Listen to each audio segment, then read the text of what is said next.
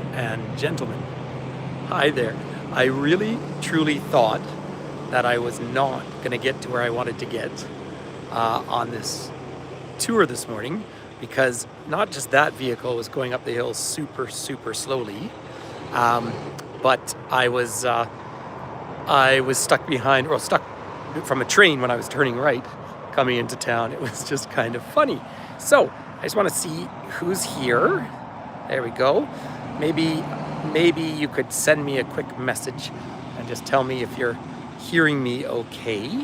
I can see that there's several people on board. So I don't know what that giant machine is doing. Oh, there we go. Hey, Diane, nice to see you. I'm so glad you're at home. Good. That means I'm getting messages. Now they fade away, but I'm in landscape, of course. So it's lovely to have everyone here. Hi, hey. Oh, there's Janice. Hi there. Hi, everybody. Well, it is a gorgeous day. It was interesting. It was really foggy, cloudy this morning. I think there's a bit of smoke in the air. And I say that because I was coughing a little bit this morning. I had to go out and buy some things because a certain Mr. Finn Toomey is coming home today. So I am on my way. I'm going to do this little live, have some lunch, hopefully with a friend or two town, and then I'm going to go in and I'm going to pick up my mum, and we are going to go to the airport and get my kid. So, oh, you're in Virginia, lovely. Well, Finn is in Montreal, so he flew from Brussels this morning and he landed in Montreal on time. Of course, travel when you live out west here is always a long process. So he's starting out. He flew over and then he's got about 2.5 hours there. And then, then it's another 4 hours. So I think it was 6.5 from Brussels to Montreal. But, we live a long way from everything. But I just thought, I'd come in here to the Canmore area and give you a little bit of a tour around for just kind of a change of pace. So it's nice to see everyone. So a quick hello, welcome to my YouTube channel, To Me Travel. Yeah, I think he's had a great trip. So lots to talk about. So I just want to switch around. So I've come up into the mountains here. Now we're at the very tail end of wildflower season. In fact, we're seeing all sorts of fireweed around, which is the latest flower to be coming out. See, I have a little tiny slight cough, and it makes me think there's some smoke in the air. But what I wanted to show you over here, these are buffalo berries here. Right? And buffalo berries are what the bears love to eat. These are quite small ones. Now, there's signs around. Although there's a little squirrel running up and down the tree. But they are buffalo berries. And this will be, they will be taking in, like 30 kilos, 65, 70 pounds a day of berries if they can do it. So you will see it's a little hazy in the distance. It has been clearing up. It was actually just a few degrees above freezing this morning. Hi, Justina. Nice to see you here. But I'm up above the town of Canmore here. I do have a little bit of an ongoing frustration with, hey, Ali. Hi. Hey, Charles, bonjour. Sarah. So the squirrels, as far as I know, that's a great question. The squirrels, as far as I know, do not eat the berries. Now, this is, I believe, among this haze is a little bit of smoke, but I'm up at the reservoir in Canmore here. And I'm walking outdoor. I do have to show everyone, by the way, this, Charles, you're going to be very impressed with this. Look at my fancy shoes. Now, I'm looking pretty fancy to be walking around out here in the soil. But I finally bought new slip-on dress shoes. The last ones lasted about 5 years. And I'm just, on days when I'm mostly driving, I'm just wearing them in to make sure they're comfy. So there's your fancy shoe shop. This is the reservoir up above the town of Canmore.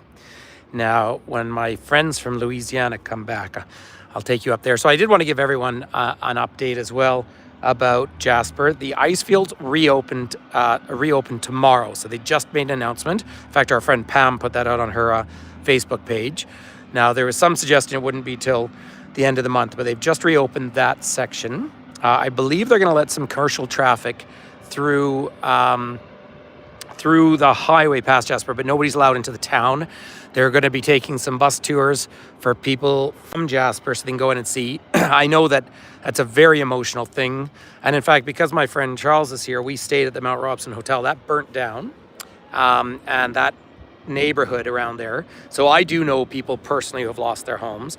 And so they're going to be doing some tours for those who want to. And I don't know how I would feel about that. Some really want to go back and see, and others don't want to go near. Now I see what that huge machine's doing. It's going out, doing some work on this dam clearly along here. So you're looking out at the Grassi Range there. Lawrence Grassi was an Italian immigrant that worked in the mines here, but advocated to protect the area. So we're looking up towards Kananaskis country here. Now, K country, Kananaskis country, was named for Chief Kananaskis by John Palliser during the Palliser expedition, 1857 to 1860. And it became a multi-use protected area in 1978. And that was our fantastic, hi Karen, hugs to you. That was our fantastic Premier Lougheed, Peter Lougheed. And I just respect him so much. He was a leader of the Conservative Party back then. And when Alberta became so rich during the oil boom, or really when the Arabs nationalized oil and created OPEC, then they used that money to set all this stuff aside up here. Now we are all, well, I can't speak for everyone. I'm very upset there's now user fees. I do pay them because, of course, I go up there a lot. But really, it was for the enjoyment and use of all Albertans forever. So there is Eeyore, east end of Arundel. And I've kind of got it in my mind to get up there in the next couple of weeks. I love that climb up top. And if I do, I'll take a gimbal up with me. Yeah, this reservoir is lovely. There's some tiny little fish down in there at the moment. Which is just lovely to see. By the way, I just want to make one other comment totally unrelated to this particular tour, but to all my friends over in the UK, I want to not only acknowledge, but share my just absolute utter shock and horror for the acts of just unbridled racism that have shown up in your country. I know that it's a minority, but it's a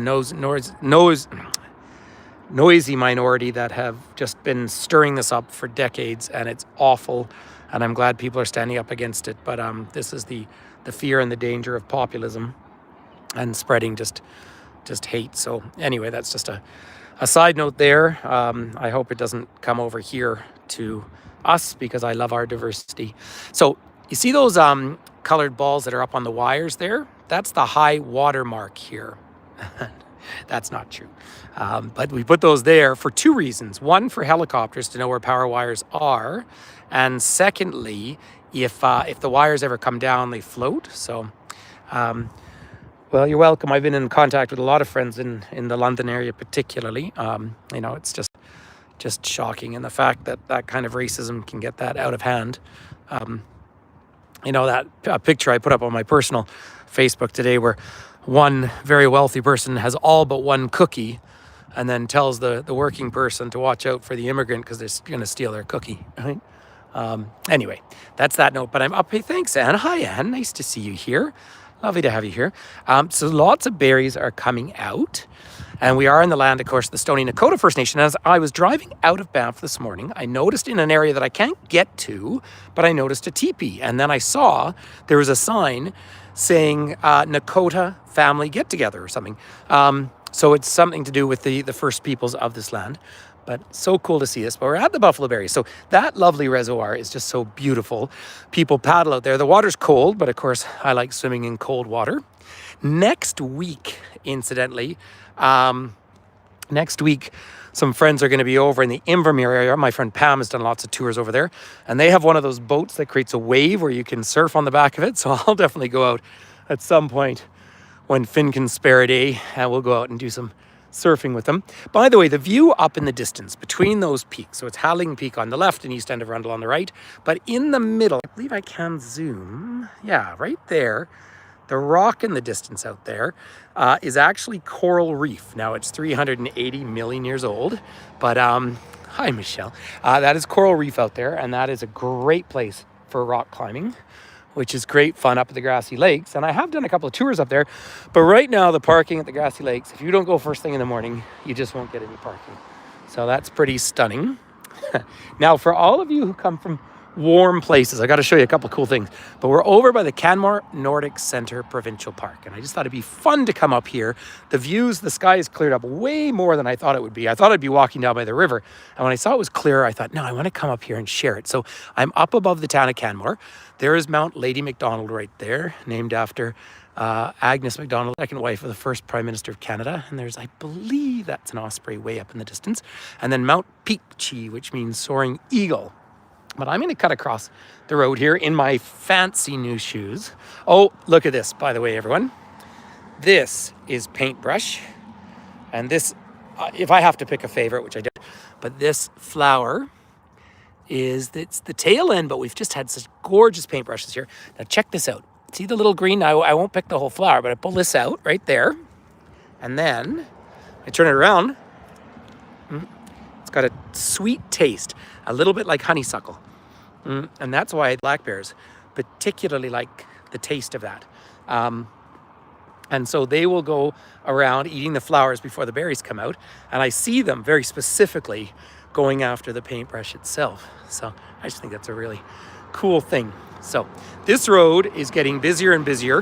For some reason, the powers that be in this province have decided to pave some of it. And it leads up to the parking for Howling Peak, which of course is a great climb. However, it's already always full. So, you know, I don't want to always be someone who criticizes everything governments do and so forth, but it just seems so odd to spend all that money. I'd rather just not have user fees. But you see where it says narrow, winding, mountainous road ahead. And that's true. One of my stories on this particular road, when I used to live over here in Canmore, obviously I live in Banff, I used to ride my bicycle up here. And I'd ride up from town, so steep. It took me about 18 minutes to ride up and around that next bend in the distance, and then the road becomes unsurfaced. It would be my road bike. So then I would turn around up top. Well, when I was going up there, just around the bend in the distance, a car pulled over and flashed its lights at me. So I very intentionally slowed down. I wasn't going that fast anyway because I was going uphill, and a black bear ran across the road, full speed. And about 3 seconds later, a grizzly ran across. So the grizzly was chasing the black bear out of its territory. And grizzlies will always win when it comes to that. What's the old saying? Yeah, if they're black, fight back. If they're brown, lie down.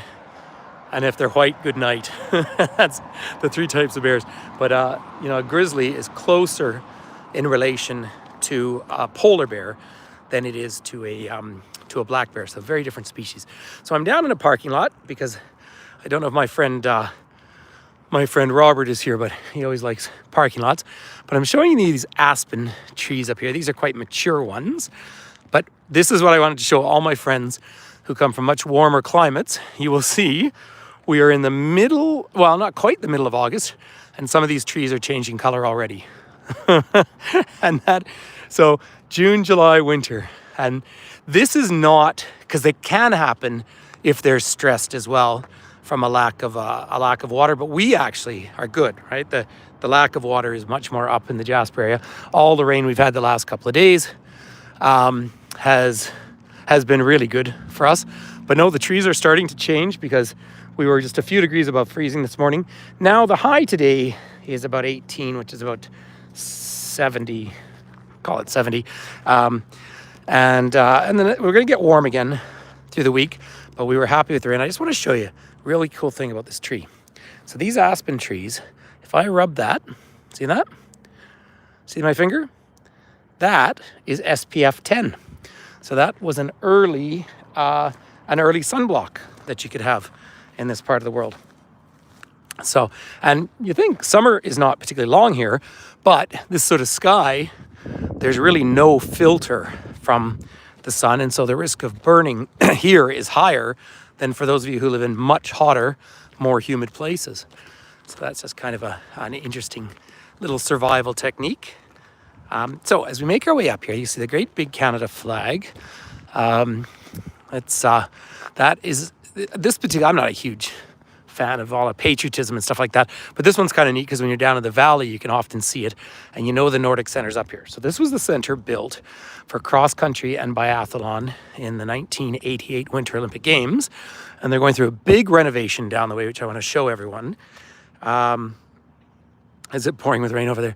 And so it's a fabulous worldwide, I mean, it's one of the top facilities in the world, and we get athletes from around the world, but mostly obviously the countries that practice cross-country skiing, and they come up here. I almost always include this on tours that I do anywhere in the region. And so often I find this area gets missed. So often Canmore gets missed, is the honest truth. And it shouldn't be missed because there's so much to see. It's just unfortunately the traffic flow is all very frustrating. 2 weeks ago, 10 days ago, they had a 24-hour bike race here, mountain biking race. And you do it in teams. A few people do it solo. That's gone on here for years. And it's run by Alberta Parks. So get a sense of how big these trails are out here. And what, unless I've told you before, unless you've been on one of my tours, you might not know that out in the back, in a very shaded area that doesn't get any sun with wood chips, they've saved last year's snow. And so they'll lay it out in September when it starts to get cold again. See, there is a bear in area. So that was effective June 13th, and that bear is hanging around here. Saw a black bear yesterday. I was guiding a family on a trip, and we found a tagged black bear out on the parkway, so that was nice. Although when my friends from Louisiana were here in May, that's when you see the most animals. Far fewer now because the snowpack has melted. Now I'm gonna try and take you inside. I do have reception issues in the day lodge here. I have in the past. So if it cuts out, I'll come outside and it'll come back. But I just want to try and show everyone one very specific thing when I come in here. So join me for a second because it's pretty cool.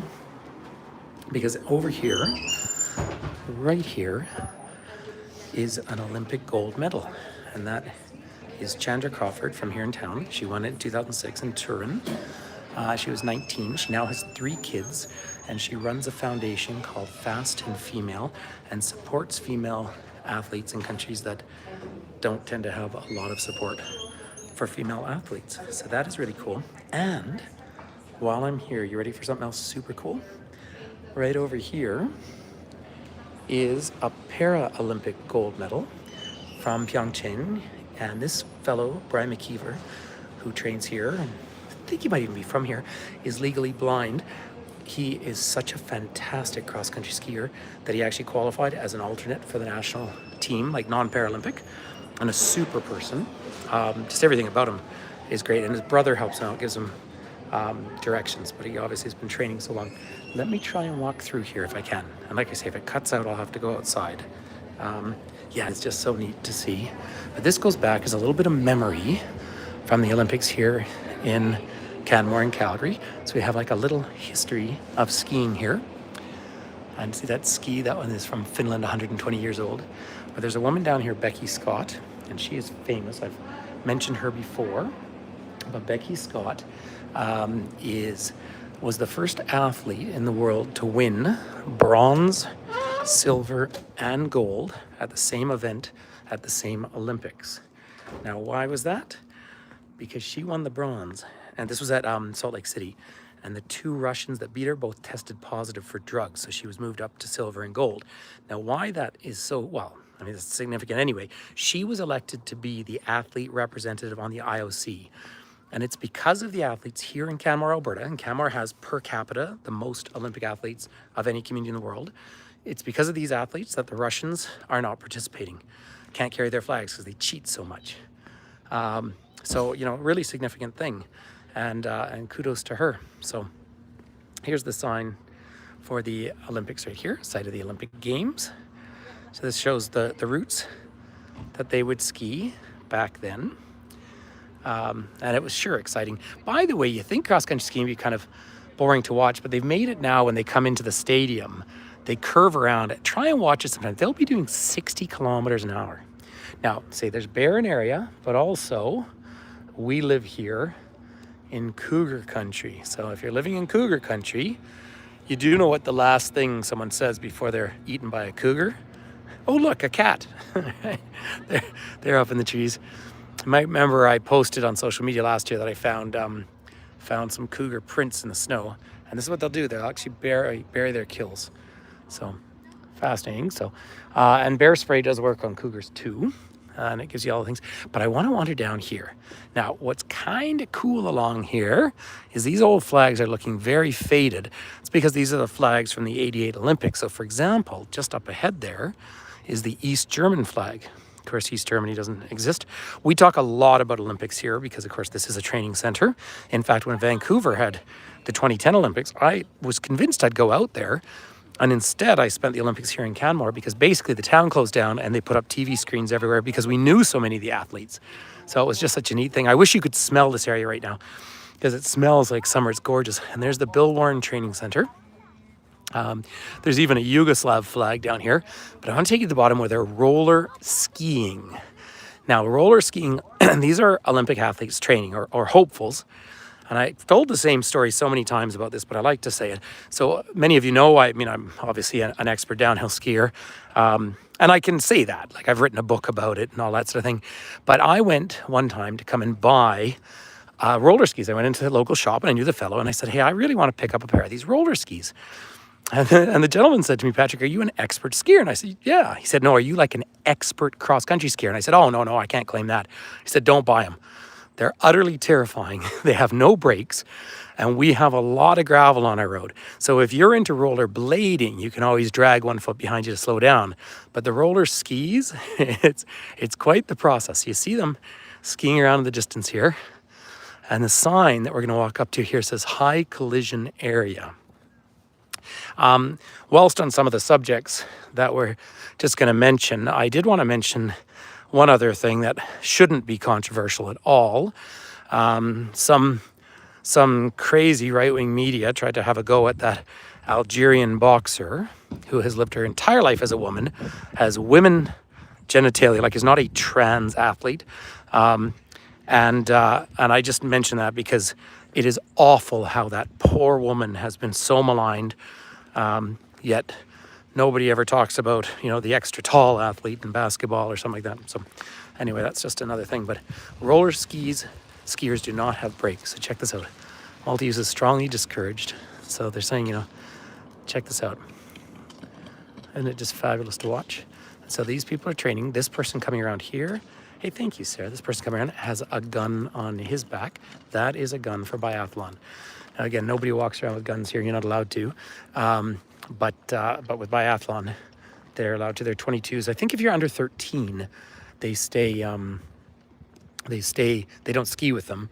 That's probably as much a comfort thing, but they are going around to shoot. So I'm trying to find where I can show this. Now I want to obviously stay off the trails because, well, it's just the rules. But isn't this amazing? So biathlon is a spectacular sport, everyone. And I mention that because it is, you're working. Cross country is about the hardest cardiovascular sport you can do. In fact, I was on a cross trainer in the gym this morning, so I did a very weak version of that, but I was able to focus and try and get my heart rate up. but when people are cross country coming down here, then you have to stop and balance and shoot. And I see someone is shooting right now. So there's someone else coming down. My fancy, yeah, I can hear the guns. Don't know if it's coming through. It's lovely. Yeah, isn't it nice to see the site again? Yeah, I haven't done a tour up here in ages. And this is where they're rebuilding the whole viewing platforms for the biathlon. They did actually host the World Biathlon last year, and I expect it's coming back. All sorts of young people out roller skiing. It is great exercise. Here's someone just coming by for a sec and really moving. It's lovely technique. It's so they don't go as fast as you do on your cross country skis. There's someone going in there to slow down. So Sarah just said you've loved the Olympics this year. I totally agree. I thought the opening ceremonies were outstanding. And of course, I've lived in Paris, as many of you know, 2 times in my life. Aside from having guided there, I spent a year at the Sorbonne when I was 19, and then I did a master's degree over there. So I know Paris well. And the fact they made it more accessible to people, and I thought they were very creative and they, and artistic. So I really enjoyed them. And I've enjoyed the fact that the Olympics haven't been, obviously it's about sport, but there's been such an artistic element to them. So here's people out shooting in the biathlon. So you will see there is some haze in the air. So it's a gorgeous blue sky day. Michelle's saying best ever. So us people associated with the Calgary Olympics, our Olympics were considered the best financial Olympics, and that was because of the huge volunteer rate over here. And so many of these facilities have funds left over from those Olympics, which is so cool. I don't want to get in anybody's way. So let's see. I don't know if these gentlemen are coming in to, Oh, they are good. So I'm not going to disturb them. So I believe they're going to start shooting. So I don't know how well. There you are picking. They're just putting, let's see. It is just really remarkable.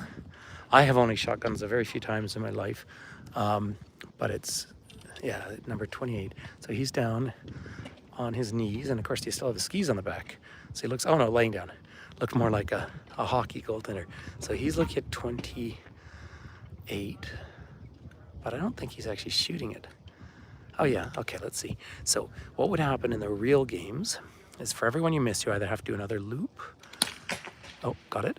Or they add time, right? Okay, 2. Yeah, this is the guy that missed 1. Oh, yeah. That's it. Wow. Isn't that amazing to see? What a sport. Sorry, I'm gonna I apologize, I had to sneeze there. That was just fascinating. I don't know, I'd be a little surprised if I didn't know these young people. Of course, my young person is now a legal adult. He's 18 years of age. But this is just great, this coaching. Wonderful to see. And the standing, so people, thank you. So just, what a fabulous facility. So here's the whole new center they're building. I don't know how it's going to look at the end. Isn't it neat to see it live? I totally agree. And there's beautiful Howling Peak. So yeah, this morning I almost went to climb a mountain, but then I was coughing a little bit, and it makes me think there's a little bit of smoke still in the air. Say, we've had quite a lot of rain. They had a huge hailstorm in Calgary, you might have heard. So much so there, 16 airplanes from WestJet have been damaged.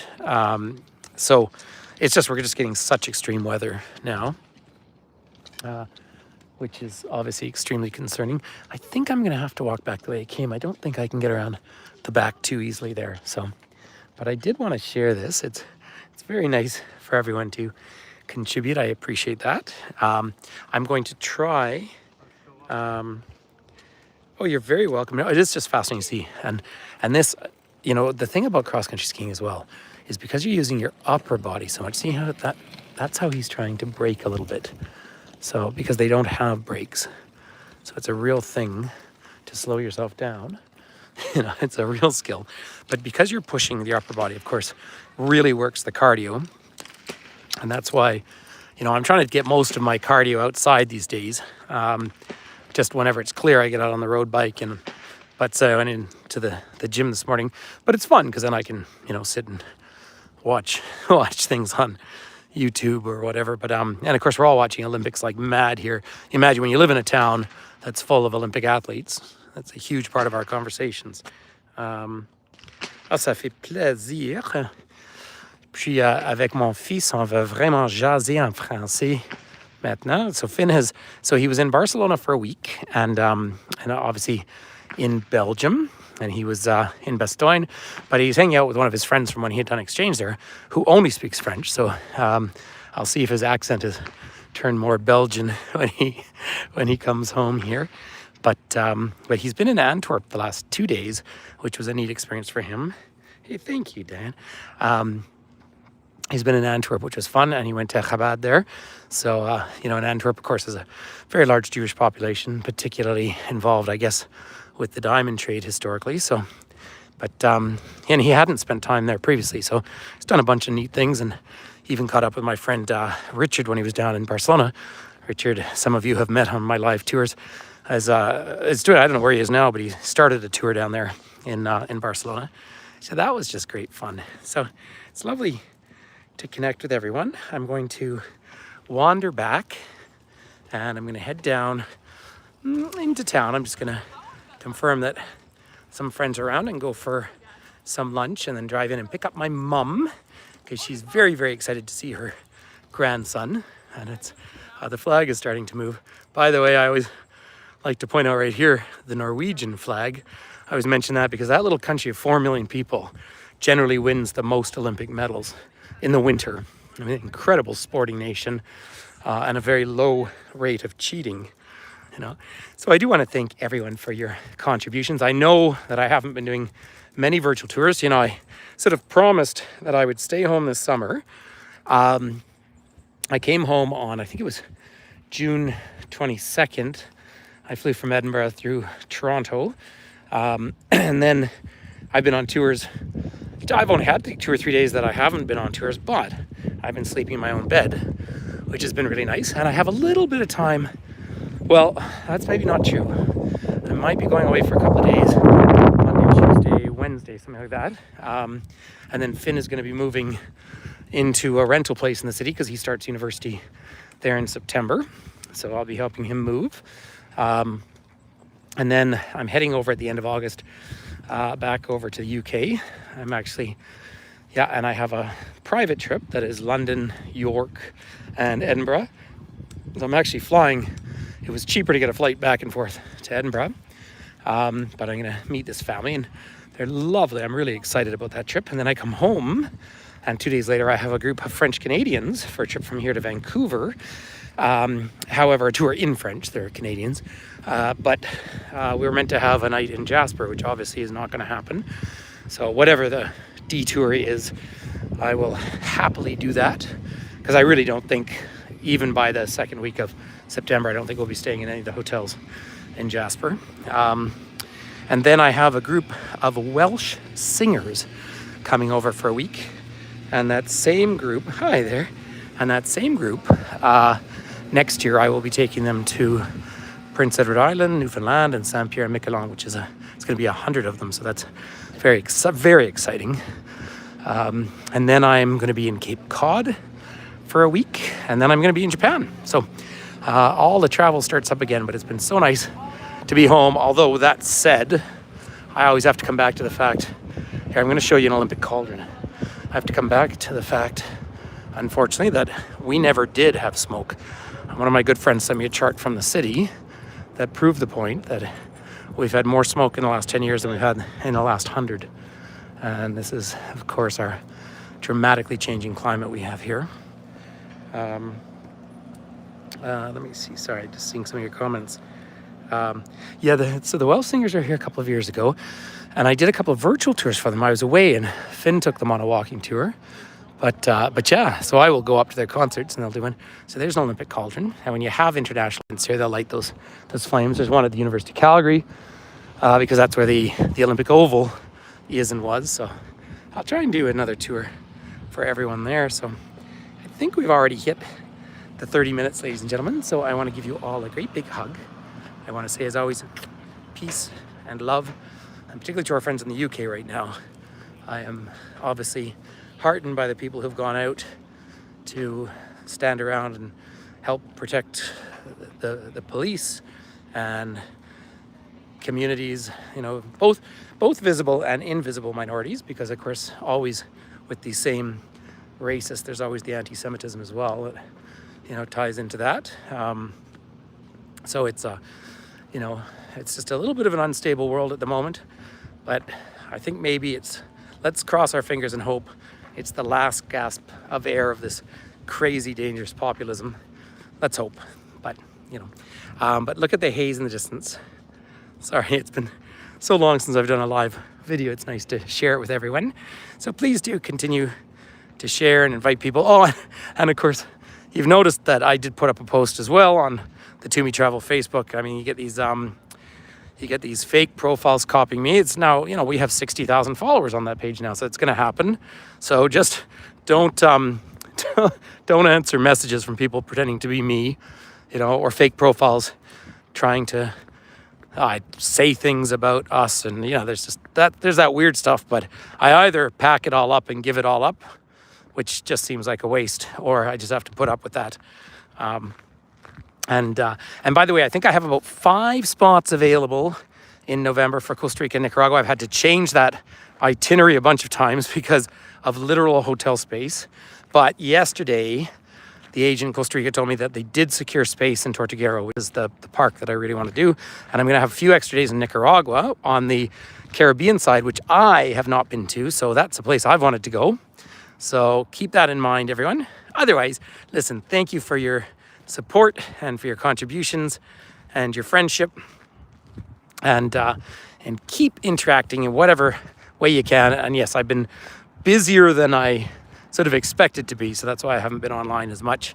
But I'll see if I can rope my kid into, he'll be up so early with the time change, I might rope him into a breakfast tour one of these days. But I think I'm driving in to the city with him tomorrow to maybe sign a lease on a place. So lots of love, ladies and gentlemen. Take care. Look at that beautiful view out there. And I will see you. Just trying to stop for a butterfly, but I'll finish off with some wildflowers. All right. See you all very soon. Thank you for your friendship. Bye-bye.